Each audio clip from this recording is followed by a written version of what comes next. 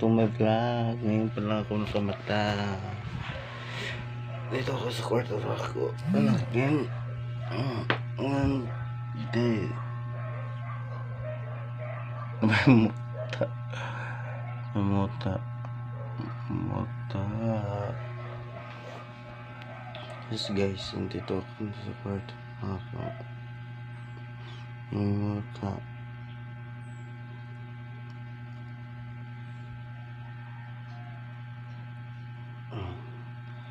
Kasi guys, nanto pa ako.